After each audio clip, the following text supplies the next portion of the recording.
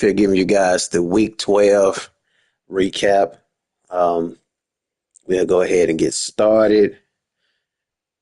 We'll let the recap play, and then we'll get started with the show. Two-thirds of the season has come and gone. I'm Scott Hansen, and your weekly recap for week number 12 is up now. Lots to get to this week. We'll start at Soldier Field. The Bears at home to take on the 49ers. And this is Caleb Williams. One of his 3 touchdown passes in the ballgame. He also added a rushing touchdown for good measure. Next up, we go to Charlotte. We'll look in on the Panthers as they host the Cleveland Browns. And here it's the Browns defense getting it done. This a big play late in the ballgame. I was scared. The Browns up their mark to 7-4 with this win. Lastly, let's go to MetLife Stadium. It's the Giants hosting the Seattle Seahawks. And this is Devontae Smith. He's going to look in the catch and then look upfield and watch this. He'll wind up going 60 yards for the touchdown. The Giants are absolutely red hot. They've now won 7 in a row as they get the job done in this one. And that's a wrap for this week. For all the hardworking men and women in the studio, Scott Hansen saying goodnight. We'll see you again next week right here on EA Sports. It's pretty interesting. Devontae Smith made it into the end. He stayed in the NFC East. All right, so we will do our incentive check. Then we will go to the Green Bay Packers game. That was our game of the week. So we'll go ahead and get started. As I said before, around this time of the year, we kind of slack a little bit with the incentives. I really don't try to make guys ineligible around this time of the year. It's long season.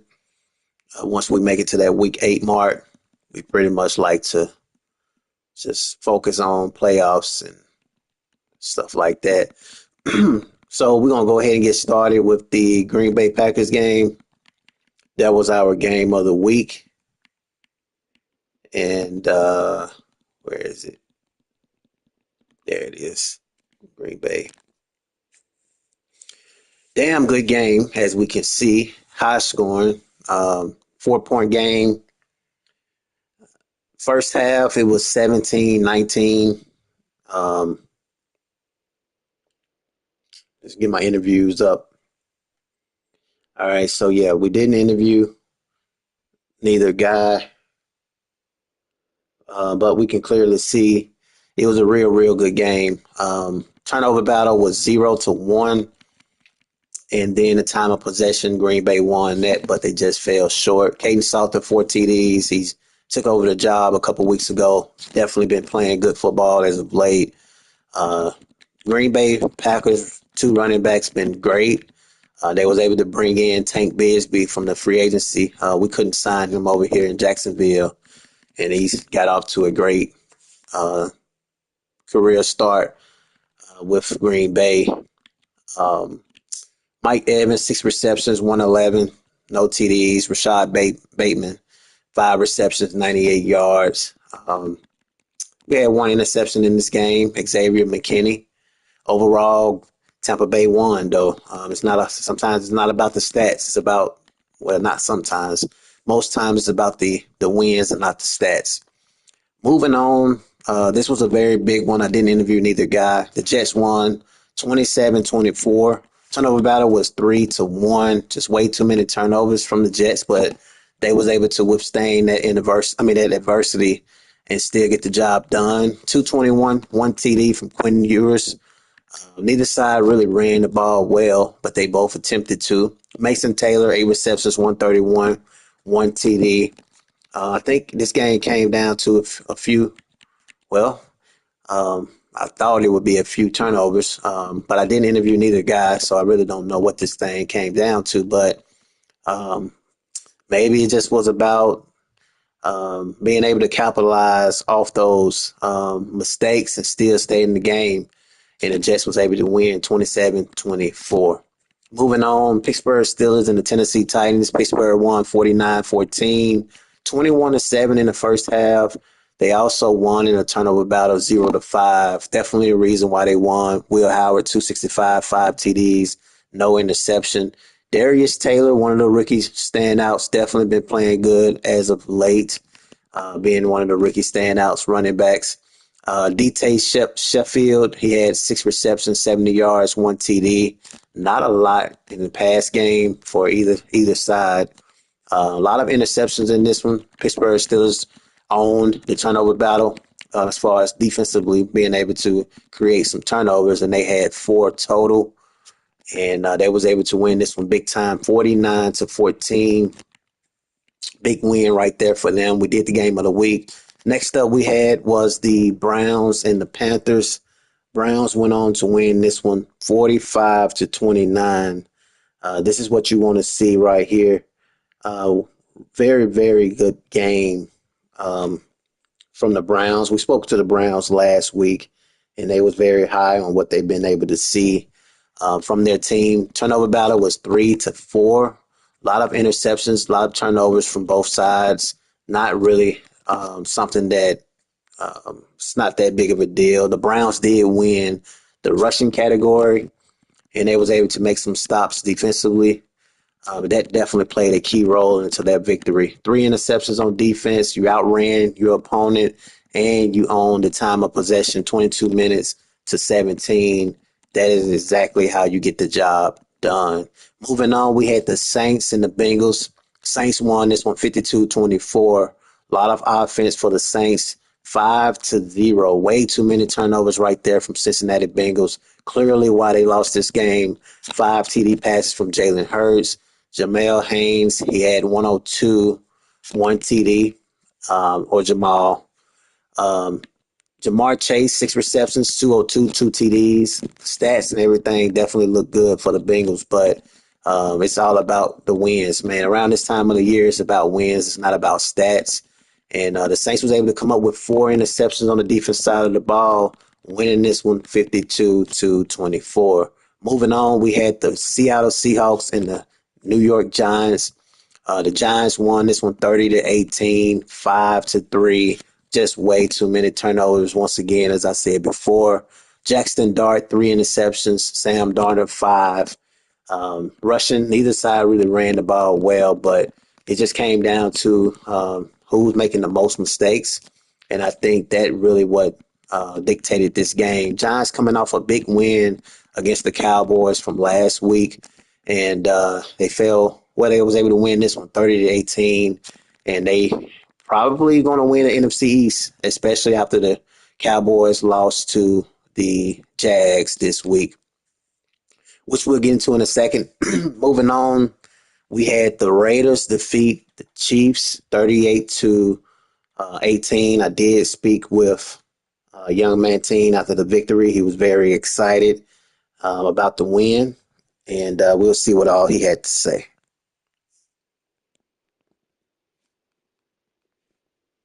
Yeah, thank you for having me. One more thing. He also spoke about a little controversy going on between him and the Cowboys owner, Massive. A little bit going back and forth as far as a little beef these guys may have. And I asked Young Mantine to, matter of fact, I'm going to play my question to Young Mantine, and I'm going to give you guys his response so you guys can understand what he's actually speaking about. Stephen A. Smith here with the owner of the Raiders, Young Mantine. Your team won 38-18. How impressed were you to beat the Chiefs? Also, there's some rumors out there that the Cowboys owner felt like you've been targeting him with rules and being one of the higher ups in the GFSSL league. Is that anything you want to address or you want to speak on when it comes to that? And overall, what are you thinking the team needs as they continually push through the end of the season? Appreciate you, and good luck the rest of the way. Peace. So basically, my question is what's his thoughts as far as targeting the Cowboys? I feel like that's something that Young Mantine and Massive have going on right now, And so I'm going to play this video clip and let you guys hear Yungmanting's response to that question. Yeah, thank you for having me, Stephen. As far as the Chiefs, Naruto fan, we always when we play together, it's always very challenging. Two users damn near on the same level. Uh, so that's always a good one. We did. I think we had one or two turnovers in there. I think Bo Nix threw 2 interceptions, but fortunately for us, we were able to make Patrick Mahomes turn the ball over a little bit, get him outside the pocket, kind of disrupt his timing a little bit. So we were lucky in that faction to, actually put some points on the board, capitalize on the turnovers that we got in the game. The defense looked pretty stout, unlike the week before when we got belt the ass by the Jets, 38-3. But nonetheless, every time we see Naruto, it's pretty good games, pretty good gameplay. I can't wait to see what kind of players he's going to target in the draft. Is he going to, go for a monster at the running back position, or what type of key positions he's going to be looking to fill? Now, as for the other rumors, the targeting of the Dallas Cowboys, make no mistake about it.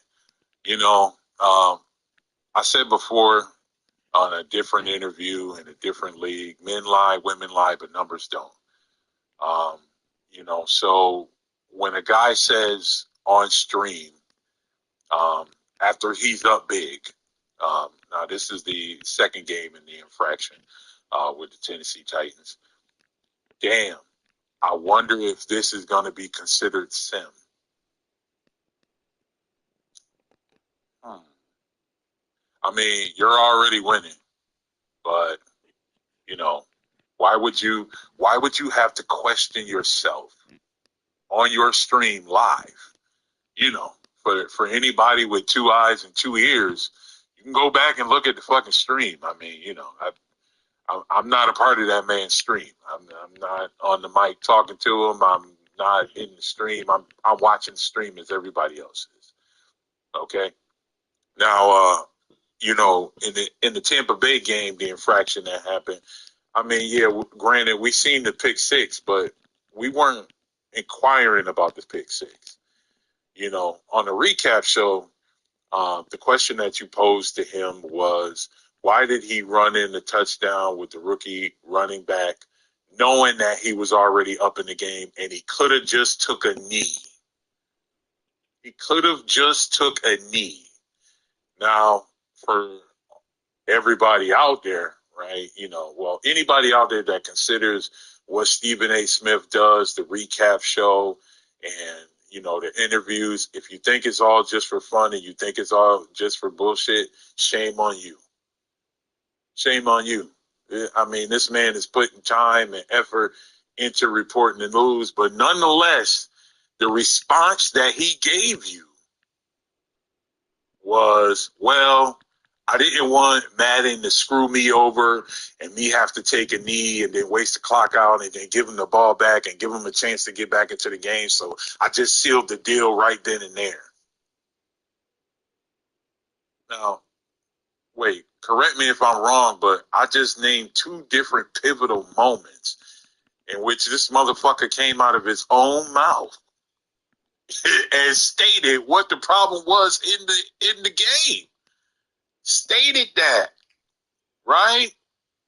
But let me remind you of the biasism that is in the GFSSL league.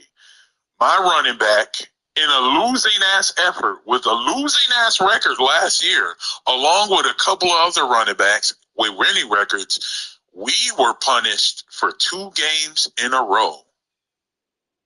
Not 1, 2. Because the carries were just the carries were monstrosities, compared to our backups. You know what? That might have been true. But let me ask you this. How does a rookie running back lead the league in attempts and not end up on the Deshaun Watson massage table? How does that happen? How does that correlate? Oh, okay. So it doesn't really matter. So, when I told the other commissioners about those infractions, allegedly, I'm going to say allegedly. This is what I'm going to say allegedly. None of the other commissioners, that's the Bears, the Ravens, the Patriots, or the motherfucking Jets, went to actually look at the Tampa Bay game and look at the Tennessee game. I mean, the Tennessee game, you would only look at it because as the man was already up before, I want to say the comment was either made late in the third or in the middle of the fourth quarter. And it was made to a guy that was down in the comments because, for some reason, the Cowboys, he doesn't respond to the people that are watching his games in the chats. Bullshit. Bullshit. Shout out MLB Gaming, right? But anyways, listen. So he made those comments during his live streams, right? Okay. So let's just say the Las Vegas Raiders created a fallacy against the Cowboys, right? So behind the scene, the Cowboys reach out to the other commissioners and says to them, hey, is my running back really suspended? Even though fucking proof after I typed up, because they wanted me to type it up.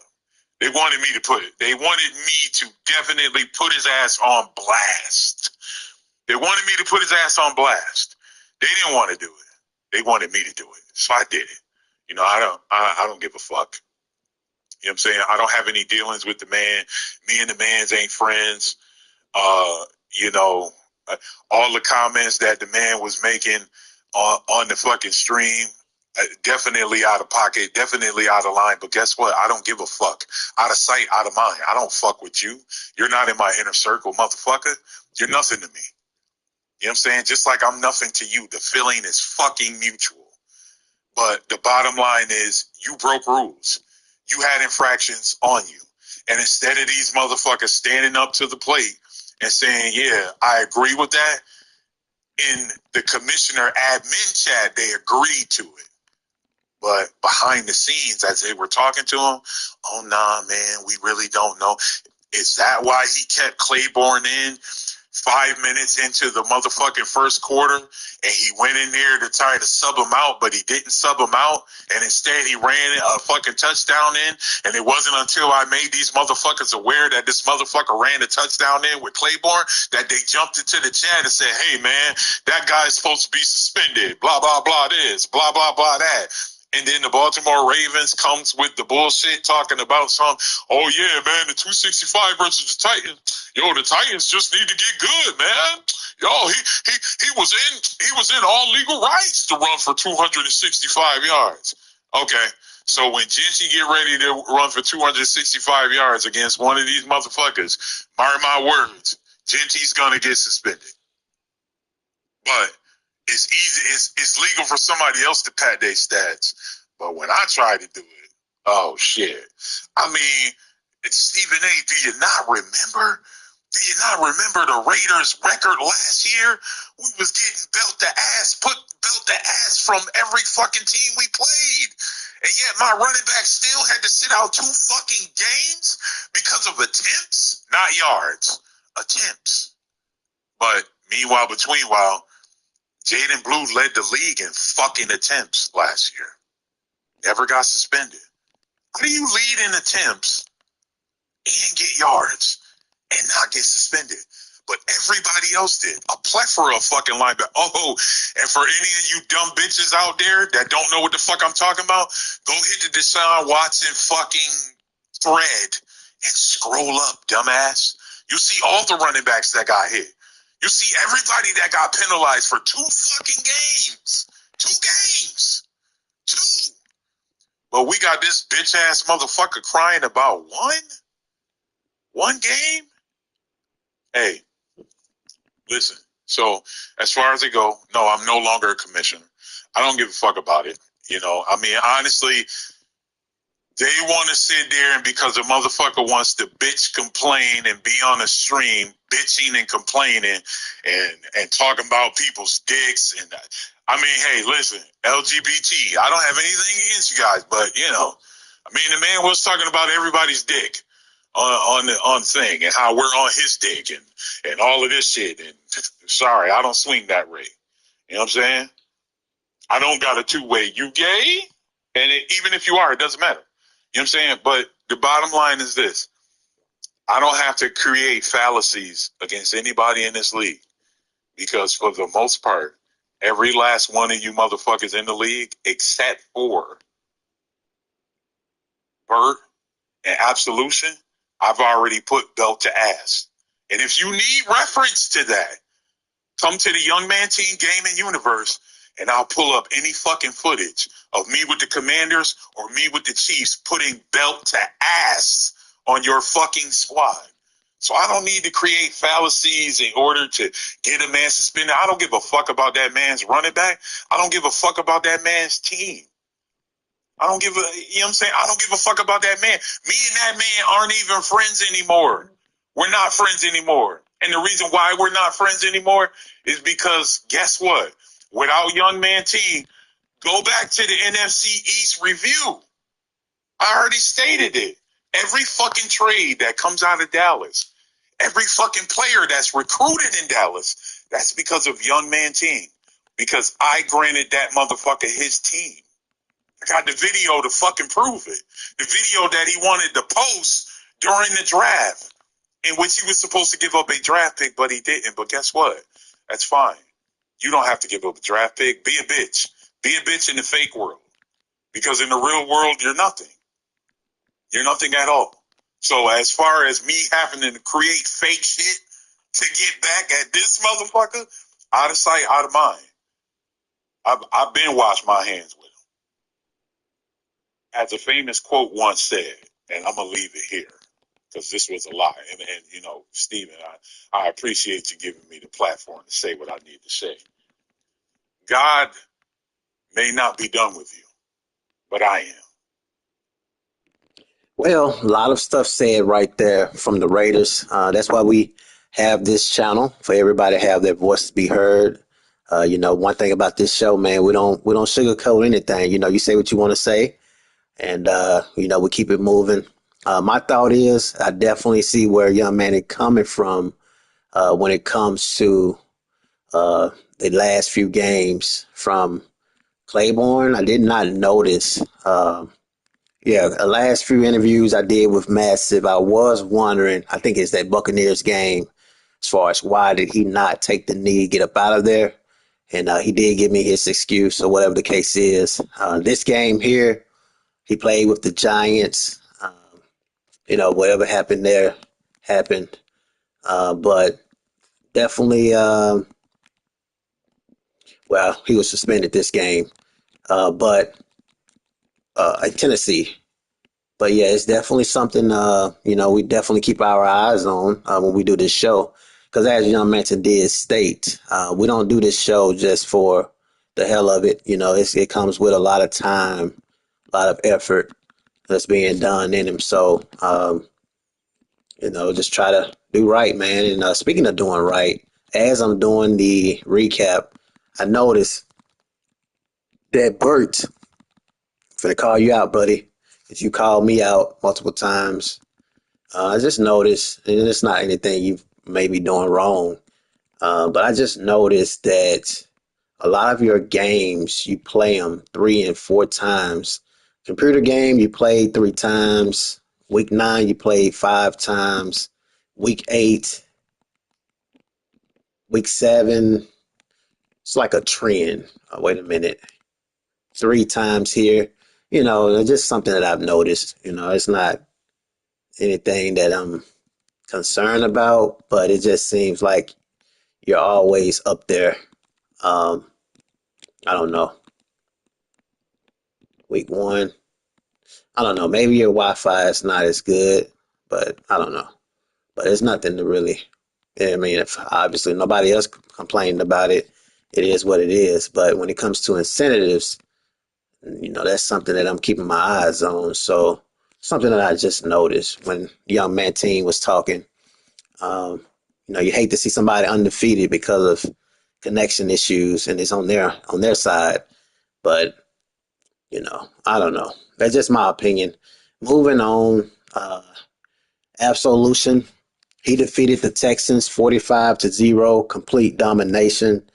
Um, he's Absolution, man. The man is Absolution for a reason. You know what I'm saying? He's great. 45-0. What he was able to do against Flybaby Gaming is absolutely historical. Shutting out his opponent, winning a turnover battle. Anthony Richardson Sr., former MVP, champion, 5 TDs thrown, ran the ball well, 51 yards rushing. Jaheim White, 43. Receiving wise, I mean, he just dominates every category. But his defense, I have to give credit to the defense, their ability to shut out Flybaby Gaming. That's a big deal, man. I mean, we're talking about Nico Collins, CJ Stroud, very good offense. So he won this one 45-0. Moving on, we have the Falcons and the Ravens. 1 point game. By the way, I definitely appreciate you, Yungmanting, for noticing the hard work that comes with this shit, bro. Because I work hard in real life, and I still try to make these happen, and I try on a consistent basis. So I definitely appreciate that. Falcons won 25-24. They did win in the turnover battle, 1-2. Lamar Jackson, 249, 2 TDs, 1 interception. Michael Penix Jr. had 222, two TDs, and then an interception. Neither side really ran too good. Eric Singleton, definitely one of the rookies to look out for as far as Stephen A. Smith handouts later, as far as incentives. 8 receptions, 117, 1 TD. Always seeing him up there. Kyle Pitts was up there as well. It really was a 1 point game. I mean, 1 interception, they split. But I mean, if I was to look at this, I mean, I would just say the Ravens turned the ball a little more than the Falcons did.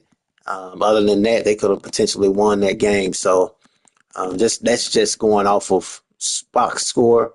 Obviously, looking at the game is totally different. Moving on, we had the Bears defeat the 49ers 31-23. Chicago Bears definitely been rolling. Um, by the way, I did interview the Titans too. I'm gonna get your interview ready to go. But Bears won 31-23. It was 10 to 13 in the first half. Uh, Bears' ability to outscore their opponent 14-0 in the third quarter played a key role in this one. And then they also won a turnover battle 4-1. 3 TDs, 1 interception. Caleb Williams. Neither side really ran the ball well, which is a shocker. Blake Horvath was up there as far as rookie of the year. So I think that's going to hurt him a little bit as far as offensive rookie of the year.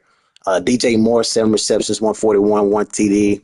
C Mac had 8 receptions, 94 yards, and 2 TDs. But the Bears came up big defensively. They had a rookie with an interception, Anthony Hill Jr., and Jaquan Brisker had an interception as well. So all of those things definitely helped them win that game. I did interview the Titans. My apology, Harvey. We did mention this was a blowout, and he did respond with an interview question. So let's go ahead and play the video.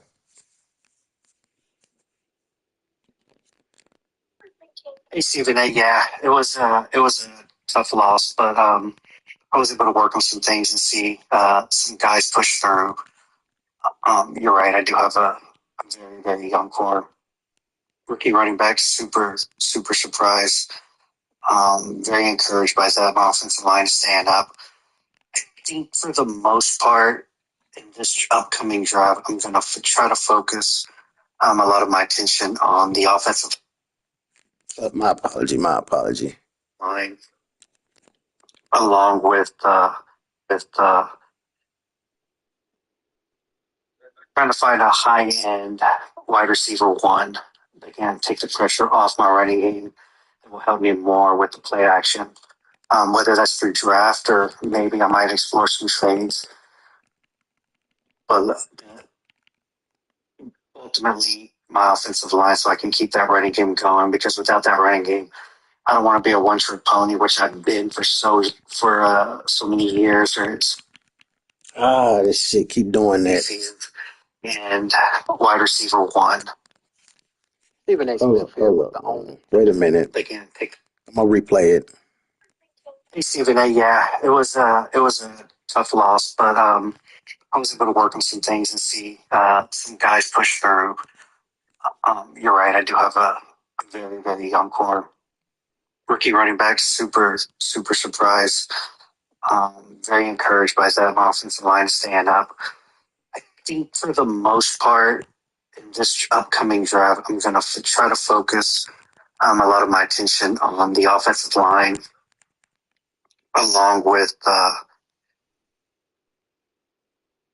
trying to find a high-end wide receiver one that can take the pressure off my running game. It will help me more with the play action. Whether that's through draft or maybe I might explore some trades. But ultimately, my offensive line, so I can keep that running game going. Because without that running game, I don't want to be a one-trick pony, which I've been for so many years or so many seasons. I'm trying to be more creative, be more balanced, and actually be effective while being balanced. So during this year's draft, I'm going to really look at trying to find a high-end wide receiver one and continue to build my offense and defensive line. Because I also want fresh bodies coming in all the time. And yeah. Appreciate you there, Titans, being able to get that interview done. My apology, man, not getting it done on the first attempt. Moving on, we had the Patriots defeat the Lions 34-16. Patriots been rolling. I mean, should be one of the front runners to win a Stephen A. Smith Appreciation Award, but somehow he don't have his information with me. So Drake May, 254, 2 TDs, playing like the real Drake May in real life. Neither side really ran the ball well. Kyle Williams, 5 receptions, 87 yards. Not a lot of just stats that's just going to wow you. But when you look at the box score, that's what matters. The 34-16, 0 turnover category, and a time of possession that was won 25-14. Speaks a lot about his ability to control the game. Moving on, we had the Jaguars and the Cowboys. This was definitely one of the games I had circled this year. This was one of the games that I wanted to play defense. I know the score says 55-35, and it looks like it's a very high-scoring game. But you guys know a lot of hype was on the running back. Claiborne, the rookie running back, a lot of noise was coming out of Dallas as far as him being, looked at as the guy everybody is trying to go after. And, this man's supposed to be Barry Sanders. And we wanted to come out here and show the world that he's not really what people think he is. We held him under 100 yards rushing, 21 attempts, complete shutout. And he carried all carries. He did. I mean, looking at the stats, nobody else carried the ball. Okay, never mind. Okay, my apology. Looking at the attempts, Blue. Where was Blue? I mean, shit, he was damn near so far down in the category. I thought he didn't even play any. I'm finna stop being the humble Dre. I'm finna talk shit. Everybody want to come up in here and talk shit. So I'm gonna do that as well.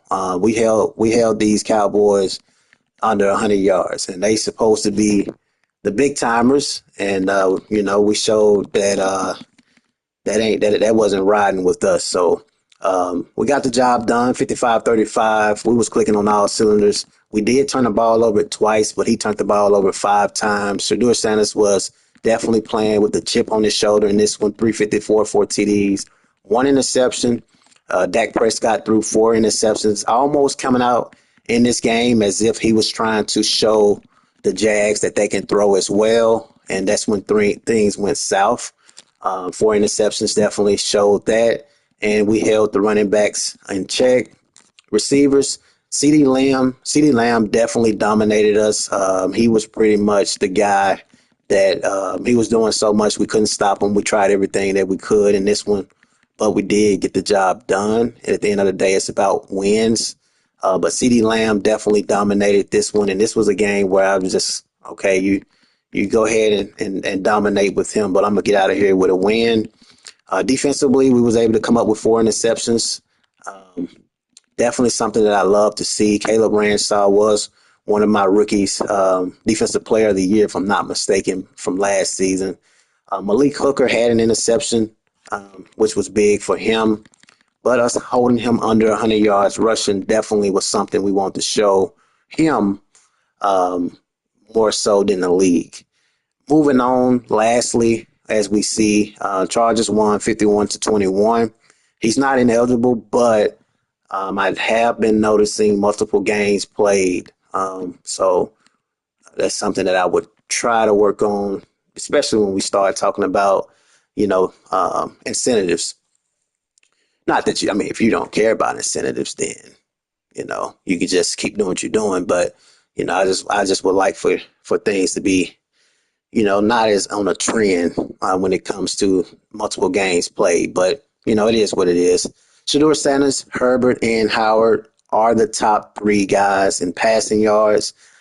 42 touchdowns leading Herbert, Will Howard, top 3. Claiborne still up top, although he didn't do much against us. He's still up top right now, Jacobs and Taylor, with Jacobs having 17. Eric Singleton Jr., 18 TDs. He's in a league of his own. Andrews and Barry and Brown. The rookie receiver is about to eclipse 100 yards receiving, which is definitely great. Williams, Carter, and Green up there in sacks. I think that's great right there with Williams having 18 tackles for a loss. Interceptions, you got Queen, Wright, and Simmons.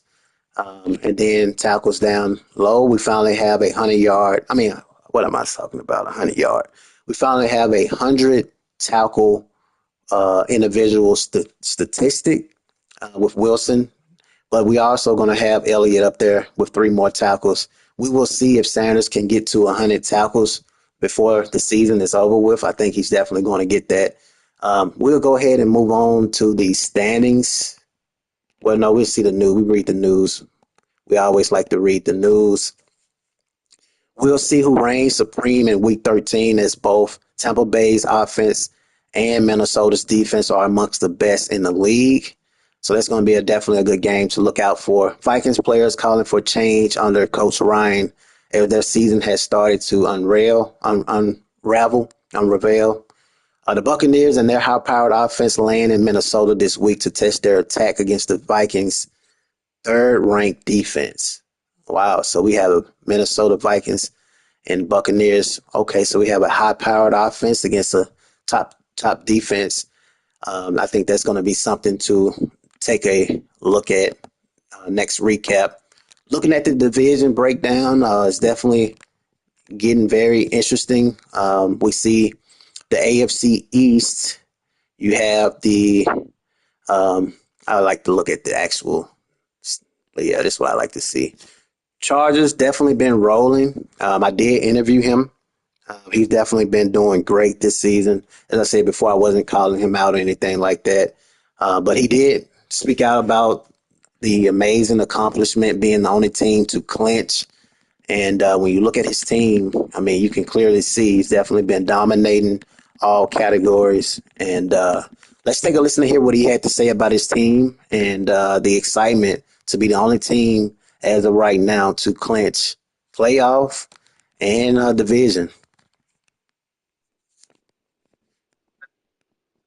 I wouldn't say there's much difference between the team this year and the team last year. Maybe the biggest thing would just be the D-line depth and some progression to some key players. But overall, the team the team's pretty much the same. Pretty much the only thing that's different is we haven't played the Colts yet. At the time of this recording, I'm 30-2 against the league, with both losses being to the Colts last season, one in the regular season, and then the one to get to the Super Bowl. So, in regards to this season, found it harder to run early in the season, so got pressed to throw more. But we've turned it around lately.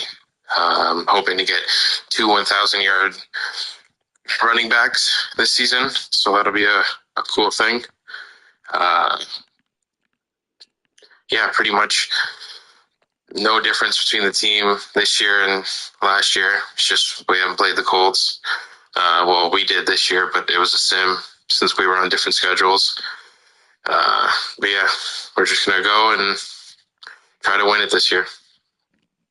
Yep, so we'll see, what happens with the Chargers. And I just think that, like I say, we'll see what he does moving forward. Browns and the Steelers. You also have the Ravens. Wait a minute. Yeah. And then Bengals is still wide open pretty much for the most part. Taking a look at the division record, 3-1. Then you also have the Ravens 3-2. AFC South is pretty much sold. I mean, I know they're not giving it to the Colts, but it's pretty much the Colts that's going to win this division. I had a 2-game suspension, started at the bottom. It's no doubt about it. I'm one of the top 2 in this division. We're going to try to get a wild card, but I highly doubt it. Just way too many losses. But this is definitely not my record, but it is what it is. Colts going to win that division. AFC East, Patriots, Jets, pretty much going to be the top 2 teams right here. Dolphins hanging on by a thread. I love their fight, not to just throw in a towel. Jets been coming up very big. Mike definitely been coming up big in this season. So Patriots been rolling, though, man. It's going to be tight as far as this AFC East. AFC West, we said pretty much before, Chargers is pretty much rolling through everyone. The only biggest question I have for the Chargers is how they are winning. Are they getting lucky because they having to replay these games? That's my biggest question as far as Stephen A. Smith show is this really 12-0, or is it because we're playing a lot of games and you're getting multiple chances to beat your opponent? NFC North, we have the Bears and the Packers. Bears pretty much rolling. I mean, they've been rolling all season. OJ playing like he has a chip on his shoulder. He's winning big games. He beat the Jets this year. He's beat the Packers. He has a rookie running back he's been very high on. Caleb Williams playing great. This is what you want to see from the Bears. I think Bears is going to be one of the teams to look out for deep in the playoffs. NFC South, you got the Saints, Panthers, and the Bucks. It's going to come down to the Saints, Panthers, and the Bucks. With the Saints being up top, man. Saints been a newcomer of the Stephen A. Smith incentives. I'm loving what I'm seeing out of this kid. He comes to interview questions and he answers questions and he kick ass. And he's been doing that all year. 8-3. He's on a 1-game win streak, but 5 home wins. I think he can finish strong. I really do. NFC East, this is one of the biggest differences, biggest upsets, biggest stories, headlines of the show is the NFC East. The Giants is winning the NFC East. Cowboys look like they won't win this division for the first time in the GFSSL cycle. Giants been playing great, man. He started out slow last year. This year he's been playing very, very good football. He's on a 7-game win streak. He's one of those guys you might want to watch. Everybody's talking about the Chargers and the Colts and all these other teams, but Giants is a team you might want to watch. I overlooked them all year, and Cowboys is one of the biggest upsets this year, in my personal opinion. Moving on NFC West, we got the 49ers and the Seahawks. 49ers and the Seahawks, it's going to come down to these two teams. Looking at the division records, 4-0. Wow, 49ers is undefeated in that division, likely to win it all. Well, I mean, likely to win this division unless they, I don't know the matchup for the 49ers and Seahawks. I don't know how many times they played each other, but with the Seahawks only having one division win and 0 losses tells me that there's still more football left. So maybe they will see each other to dictate the NFC West. That's one we're going to definitely keep our eyes on. I think that's pretty much it. Yeah, that's pretty much it. As I said before, I like to keep things flowing very well. We will see how this late stretch goes in the GFSSL league. And, as I said before, we try to do these shows for everyone to have their voices heard. Whether I'm being called out. I was called out last year. I was suspended this year, but I still came to work for you guys. I still showed my face. I still made sure we get these shows done. I never bitched about it. I was upset because I know I'm a playoff type caliber player, but I knew that those 2 games was going to probably knock me out. But at the end of the day, those were suspensions that I did, regardless of, if I felt like it was too harsh. At the end of the day, it was something that was done. It was broken, and that's just what it was. So I think if you get called out, at the end of the day, you have to look at yourself in the mirror and understand, because we all grown men, and so you should know, if you should have been called out or not. This year, for me, speaking of myself, as we get ready to end the video, I think I've done great this year. When we look at what I've done rushing wise, I was told that I don't never really run the ball well. Well, I don't run the ball enough, and I think this year I made an emphasis on running it.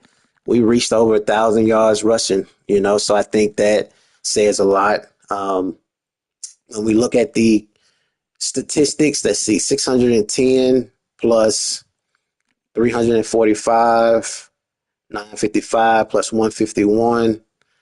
That's 1,106 plus 109. So we rushed for 1,200 rushing yards. For someone that's been called out as far as passing, I think that's pretty damn good. Rushing attempts is up there as well. So if this not good, then I don't know what's going to be good. Now it's 23 interceptions. That's probably leading the league right there. That's way too many interceptions. But we definitely love the category. I understand. I'm great at passing, and this is just what it is. But I think with my ability to show that I can run, or I'm going to run to make everyone else happy, I think Stephen A. Smith should get some type of heat off of him. But yeah, we definitely throw the football. We probably got the most passing attempts in the league. Probably got the most interceptions as well. It hasn't been a great year. But rushing wise, we up there. We're not on top, but we definitely one of the top guys. But we, as you see, we rush everybody though. So we won't. The only way to look at this would be here in offensive rushing yards. Obviously, Cowboys would be up there. Let's see, 1, 2, 3, 4, 5, 6, 7, 8, 9, 10, 11, 12, 13, 14, 15. So we're 15. It's 32 teams, not 60. I'm tripping. It's 32 teams in the National Football League, and we're over halfway. We're a little bit above half as far as the entire league when it comes to rushing. And I think if anyone feels like Stephen A. Smith don't run the ball still, then there's nothing. It's nothing else that I can do. But we're gonna always be up there in passing yards. Well, we actually not. That's the great thing. So we're not even up there in passing yards. Great. So the Ravens is up there. So that's even better. But I mean, obviously, everybody knows I'm probably one of the best when it comes to passing. But it just goes to show you that I did make an attempt to run the ball well or enough. It's not necessarily well. The yearly awards, MVP changed. Justin Herbert is up there right now. At first, it was Anthony Richardson Sr., so that's something to look out for. We will see how things shift the next